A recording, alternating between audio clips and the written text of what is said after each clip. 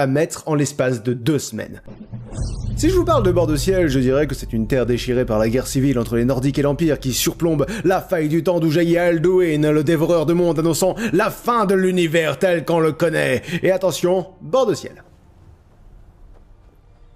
Il y a plus d'action dans le Gers! Tu la sens la guerre civile, tu la sens la fin des temps. Heureusement qu'il y a des modes pour ajouter des batailles aléatoires entre les impériaux et les sombrages, parce que là, c'est moins le nord rude et accablé par la guerre qu'un week-end rando chez mamie! Je vous présente mon personnage, enfant de dragon, tueur d'Alduin, champion des sombrages, oreille noire auprès de la mère de la nuit, membre de l'ordre mythique des Rossignols, chef de la guilde des voleurs, archimage de l'académie de Fort d'Hiver, héros des compagnons, membre des lames de la garde de l'Aube, champion de Boétia, héros de Malakbal. Est-ce que vous commencez à comprendre où je veux en venir? Heureusement que tu ne deviens pas chef de l'académie des bardes, c'est le seul titre qu'il te manque pour devenir non pas la personne la plus importante de Bord de Ciel, mais la seule personne importante de Bord de Ciel.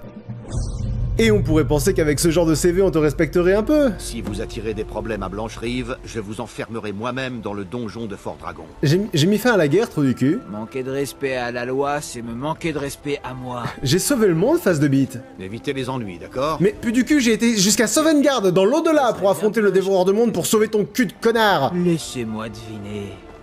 Quelqu'un vous a volé votre pâtisserie? La première fois que j'ai joué, j'ai décidé de faire un archer. La deuxième fois que j'ai joué, j'ai décidé de faire un mage pour changer.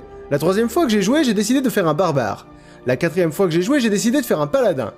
La cinquième... Oui, c'est toujours le même personnage. Pourquoi? Parce que les assassins sont tellement pétés dans ce jeu que malgré moi, j'y reviens toujours. Les attaques furtives à la dague font 30 fois plus de dégâts. 30 fois.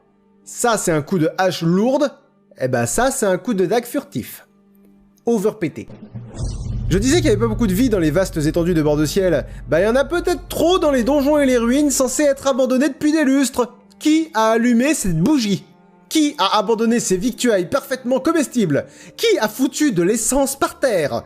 Est-ce qu'aucune bestiole n'a déclenché ce piège? Genre jamais?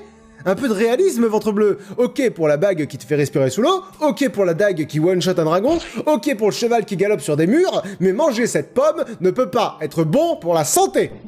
Imagine, tu découvres Skyrim, tu viens d'échapper à la destruction d'un village par un dragon alors que tu allais te faire exécuter, et là tu tombes sur un lapin. Qu'est-ce que tu fais? Mais bien sûr, évidemment. Mais bien sûr que tu lui niques sa gueule, c'est ce qu'on fait tous. Et là, frustration ultime. Ce lapin se balade dans la nature avec une flèche en acier dans le museau. Non. Non, les lapins ne font pas ça. Les lapins meurent. Mais non, pas dans Skyrim. Dans Skyrim, les cerfs, les renards, les élans, même les crabes sont surpuissants. Alors tu m'expliques pourquoi? Pourquoi, si tous les animaux sont surpuissants, pourquoi les chevaux sont aussi lents? Nom de Dieu, t'as vendu 2 reins pour t'acheter ce canasson, heureusement pas les tiens, mais quand même, et là tu te rends compte qu'il se traîne le cul, qu'une meilleure utilisation de ton argent, ça aurait été d'acheter un mercenaire, de le tuer, de jeter son cadavre dans une rivière avec des carottes! Le troll de glace. Bon, au bout d'un moment, t'as pigé le truc, hein. Le troll de glace craint le feu, tu en croises un, boum, flamme, et il va fondre comme un Mr Freeze un 15 juin. Mais le premier troll de glace, tu ne savais pas. Tu ne l'avais pas vu venir. Il va aussi vite que toi, il régène, il te défonce en 2 coups. Jusque-là, tu te baladais innocemment, tu sais, dans les belles montagnes chantant « The hills are alive with the sound of ta gueule !» Avant de jouer à Skyrim, je voulais des enfants. Et puis qu'est-ce qui s'est passé? Il s'est passé que les enfants les moins chiants te racontent leur vie quand tu te balades dans la rue. Tu leur as rien demandé et le travail à la ferme c'est tellement dur. Ouais je sais, je sais pas. Va tuer des dragons, tu vas voir, c'est plus simple. Et ça c'est sans compter les enfants du Jarl de Blancherive qui sont juste pénibles, ou encore Brett, la gamine qui raquette ses copains. Les enfants quoi. La confrérie noire est l'une de mes guildes préférées probablement parce que je suis fou. De plus, dans Skyrim, la confrérie noire offre son lot de personnages mémorables, entre la gamine vampire, le loup-garou et bien sûr Cicéron, qu'on aime ou qu'on déteste. Personnellement, je l'aime beaucoup, là encore, probablement, parce que je suis couscous. Il est où le couscous? Il est parti, très bien.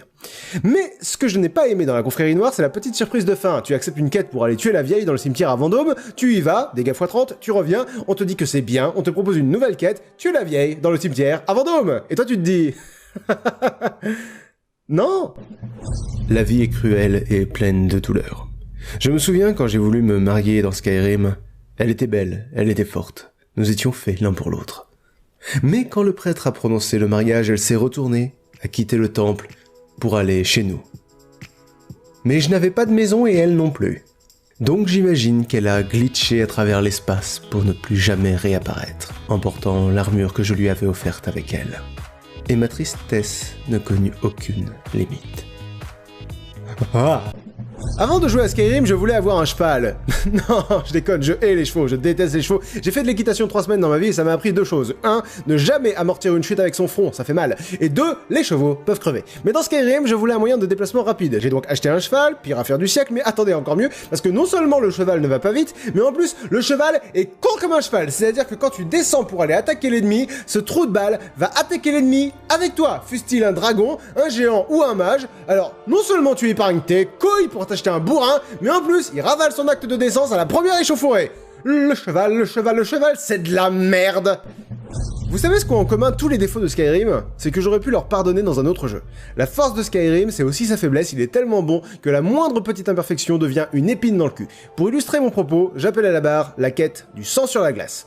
Un meurtre a été commis à Vendôme, et vous devez retrouver le tueur en enquêtant dans une maison pleine d'indices, en interrogeant des suspects. Il y a même plusieurs fins possibles, je vous décris ce qui aurait dû être la meilleure quête de Skyrim, et au lieu de ça, cette quête est célèbre pour être la quête la plus buggée du jeu. Soit qu'elle se lance pas, soit qu'elle se lance trop tard, soit que t'as juste tué un personnage indispensable sans le savoir. La tristesse de cette quête, nom de Dieu. Si je vous dis personnage chiant, vous pouvez penser à Navi de The Legend of Zelda ou à Ashley dans Resident Evil 4, mais ce sont des personnages que vous êtes obligés de vous coltiner. Et il y en a un dans Skyrim qui a réussi à me saouler alors que je ne l'entends que quand je passe devant. Nazim. Passez-vous souvent dans le quartier des nuées? Oh, mais qu'est-ce que je raconte? Bien sûr que non. Nazim et sa putain de ferme qui n'existe même pas parce qu'elle a été virée du jeu.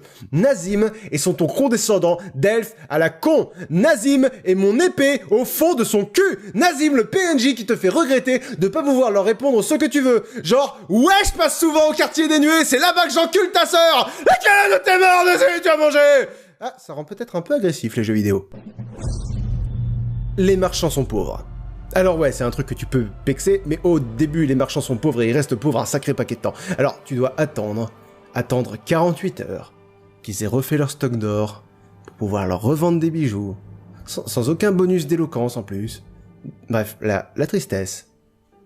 La grosse tristesse. Je veux jouer... Je suis le Dovahkiin, ok? Traduction, je pèse dans... Le game, ma puissance est immense, mes capacités sont incroyables et j'ai un casque. Bien. C'est pour ça que c'est bien que ce soit moi qui affronte les dragons, les vampires, les ours, les impériaux et autres saloperies qui rongent bord de ciel. Mais s'il y a la moindre couillade quelque part, tout le monde y va. Tout le monde essaye de régler le problème. Alors, un peu d'aide serait la bienvenue si tout le monde ne se retournait pas contre toi au moindre tir ami accidentel. Genre, il s'est foutu devant ma flèche. C'est clairement un cas de suicide assisté, les gars, arrêtez vos conneries. J'aime pas la magie. Déjà IRL ça m'énerve tout le monde, la magie, ça va, tu sais, genre hop une carte, hop plus de carte, bon bah voilà, bah ta gueule. Mais alors dans Skyrim, il y a une magie infiniment plus pénible que les autres, la magie de glace. Elle fait pas plus mal, mais elle ralentit. T'es obligé de tuer les gens au ralenti. Tu le sais que je vais te tuer, fils de dromadaire, alors arrête de me ralentir. Laisse-moi te tuer à la vitesse que je veux, putain. J'aime beaucoup jouer à l'arc, d'une part parce que c'est beaucoup plus facile, et puis d'autre part, pour le petit suspense de la flèche, genre... mais, ça occasionne aussi l'un des trucs les plus frustrants du jeu. Ça. Et je ne les laisserai pas foutre en l'air 10 ans de yoga, donc je vais réessayer dans le plus grand des calmes. Ton père la chaussette! Les impériaux ont essayé de te tuer pour avoir été au mauvais endroit au mauvais moment, donc t'as pas très envie de les rejoindre, mais les sombrages sont des enfoirés de racistes qui méprisent tout ce qui n'est pas nordique. Les enfants sont immortels, ça m'énerve pas tant que ça, vu que de toute façon dans le doute j'évite de tuer des PNJ, mais si c'est pour une question morale, est-ce que ça veut dire que c'est ok de tuer des adultes? C'est quand même fou le nombre de gardes qui se sont pris des flèches dans le genou. Mais ça c'est un souci qu'on retrouve chez beaucoup de jeux, mais là encore, je me suis moins immergé dans d'autres jeux, donc là ça passe moins. Parfois la killcam se lance et... Ah mais nique-toi le jeu, c'est pas gentil les faux espoirs. J'aime pas les gens. C'est pas un secret, c'est pas nouveau, j'aime pas les gens, et d'ailleurs souvent, les gens ne m'aiment pas. Bon, mais dans Skyrim, tu peux avoir un gens qui te suit et qui t'aide, c'est souvent fort pratique, jusqu'à ce que... Va-t'en. Va-t'en, s'il te plaît, va... Bon. Bon, tu me suis et tu fais attention au piège. Eh, putain de merde. Bon, on va tenter autre chose. Laisse-moi passer. Laisse-moi pas... Bon. Très bien. Alors, ce qu'on va faire... Et voilà ma liste de 20 trucs chiants dans Skyrim. Si vous songez à d'autres que j'ai oubliés, les commentaires sont juste là. Sinon, n'hésitez pas à liker, partager et vous abonner. On se revoit très vite pour une prochaine vidéo. Je referme la parenthèse.